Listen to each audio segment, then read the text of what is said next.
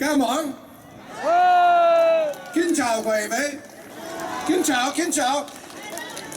Thank you so much. I'm sorry if you were waiting for me. I apologize. I was all the way over in Scarborough with our friends from the Filipino community. Thank you so much for being here, friends. Congratulations on the first Vietnamese freedom event here in Mississauga. Thank you to my dear friend, Senator Pan Hai No, and not just for being here, but I want to thank Senator No for his remarkable service to Canada in the Senate, but also for being such a strong voice for the Canadian Vietnamese community. Thank you, Senator. Friends, I am happy to be here on behalf of the Government of Canada and our Prime Minister, the Right Honourable Stephen Harper, to join with you in remembering 40 years of adversity, 40 years of your community overcoming adversity. You know, a great writer who was also a refugee from communist tyranny, a Czech writer named Milan Kundera, wrote that the struggle of freedom against tyranny is the struggle of memory against forgetting. So today we are here to remember the struggle of freedom against tyranny, to remember that 40 years ago next week, when Saigon fell and when the communist armies occupied all of Vietnam, that millions of people lost their basic democratic human rights, their freedom of expression, their freedom of religion, their freedom to choose who governs them. And many of them, many millions of them, then faced political persecution and imprisonment and danger to their lives and to their families, which is what drove them from their homes some 35 years ago as the boat people, so many of you, took to the high seas. So we remember the fall of Saigon 40 years ago. We remember the exodus of the Vietnamese and Indo-Chinese boat people. We remember those who died in the defense of freedom.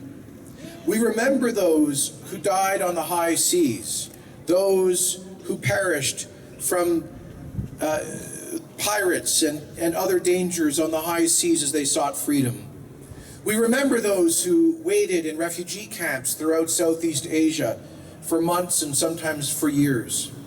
And we remember the generosity of a great country, Canada, who opened her doors of protection, freedom, and hospitality to over 60,000 Vietnamese boat people in 1979 to 1982.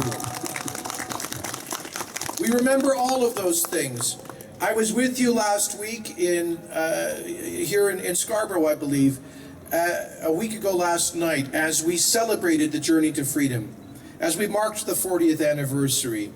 And we said thank you to former Prime Minister Joe Clark and my predecessor, former Immigration Minister Ron Atke, who were members of a conservative government in 1979 and 80, which decided to open those doors of protection and freedom to the Vietnamese in welcoming more Vietnamese refugees in that time on a per capita basis than any other country in the world. That's Canada.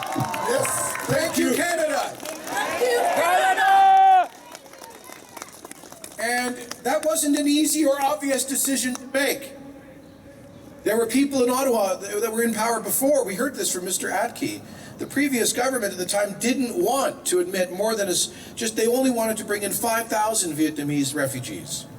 They were afraid that Canadians wouldn't welcome you, but they couldn't have been more wrong. And so we opened those doors in 1979, and now we have a strong, vibrant Vietnamese community that is giving back.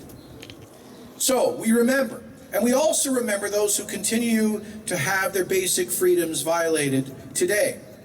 And that is why the Government of Canada calls upon the Government of Vietnam to respect the universal rights of its own people to such fundamental freedoms as freedom of religion and freedom of conscience. And we call for the release of all of the political prisoners in Vietnam today. Yes, thank you. And we remember that some Vietnamese refugees were stranded. They were left behind in Southeast Asia. The United Nations closed the resettlement program in 1983, as you know. But in 1983, in the years that followed, Vietnamese continued to trickle out to Cambodia, to Thailand, to Philippines, and to elsewhere. But thanks to the great work of organizations like Voice, and the Vietnamese community of Canada, we did not forget the people who were left behind. And so in 2007, when our government was approached by the Vietnamese community to help with the resettlement of the Vietnamese refugees in the Philippines and Thailand, we said yes. We said yes, and since then we have welcomed, thanks to your sponsorship and generosity, over 250 Vietnamese refugees who were stranded in the Philippines for 25 years. Thank you, Canada!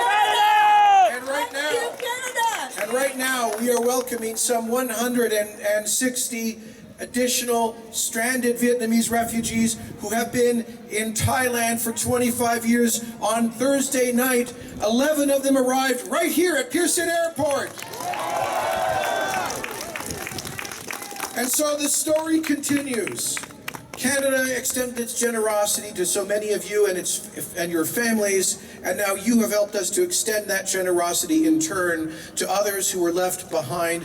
It moves me so deeply to meet those newcomers who, like you, arrived with an uncertain future, but they've waited. Either they did not have legal status in Thailand or Philippines. They didn't have a real future. They didn't have security or certainty or an opportunity at prosperity. But now they've come to the best country in the world, and for them, in this land, anything is possible. Thank you, Canada. Thank you, Canada. And so, the struggle of freedom against tyranny is the struggle of memory against forgetting, which is why it is so important to remember, and that is why I am so proud that the Government of Canada supported the adoption of Senator No's bill, the Journey to Freedom Day Act, Bill S219, which became law on Thursday of this week when the Governor General gave his royal assent to the Journey to Freedom Day Act. Thank you, Canada. And this matters. It matters because when all of us are gone, when our children and grandchildren are no more, 100 and 200 years from now, Canadians will still mark this special day, April 30th, as the Journey to Freedom Day. For all of our future, we will remember our past. For all of our future, we will remember our past. Our future generations will never forget your amazing story, your Canadian story, your story of fleeing tyranny to pursue freedom and to risking your lives in the process. Thank you, Senator No, for this bill. Thank you for letting us live out this duty to remember, to honor those who went before, and to celebrate the opportunity that is Canada. May God bless you. May God bless the people of Vietnam. May God bless our new Vietnamese refugees in Canada. And may God keep Canada glorious and free. Thank you very much. Come on, come on. Thank you, Canada. Thank you, Mr. Kenney. I like